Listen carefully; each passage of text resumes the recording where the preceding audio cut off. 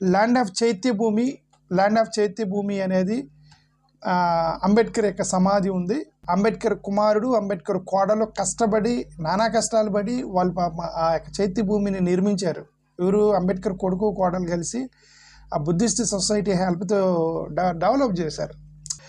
రెండోది మహాపరినిర్వాణ స్థల్. ఇది యాక్చువల్గా పివి నరసింహారావు గారు ఉన్న టైంలో ఈ అంబేద్కర్ వాదులు వెళ్ళి పివి నరసింహారావుని అడిగారు. ఆయన నేను చేస్తానన్నాడు, కానీ ఆయన చేయలేదు. 2023లో అటల్ బిహారీ వాజ్పేయి గారు చేశారు, ఇక శంకుస్థాపన చేశారు. ఆ తర్వాత కాంగ్రెస్ వచ్చింది, కాంగ్రెస్ వాళ్ళు నెగ్లెక్ట్ చేశారు కొంతకాలం. మన్మోహన్ సింగ్ గారు దాని మీద ఒక కమిటీ వేశారు.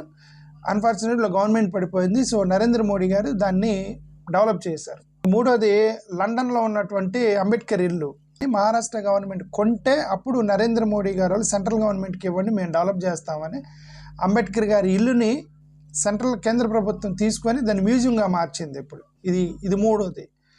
నాలుగోది ఏంటంటే అంబేద్కర్ బర్త్ ప్లేస్ మావోలో ఉన్నటువంటి ఆయన పుట్టిన స్థలము. ఆ పుట్టిన స్థలం నేను పుట్టినిల్లు అనమాట. దాన్ని జనతా పార్టీ సుందర్ పాట్వా 1991లో ఆయన డెవలప్ చేశాడు.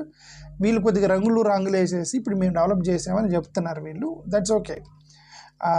దీక్ష భూమి, నాగ్పూర్లో ఉన్నటువంటి దీక్ష భూమి, అదే అంబేద్కర్ 4 లక్షల మందిని తీసుకెళ్ళి బౌద్ధ మతం తీసుకున్నటువంటి ప్లేస్ నాగ్పూర్. సో దాన్ని కూడా వీళ్ళు డెవలప్ చేశారనమాట.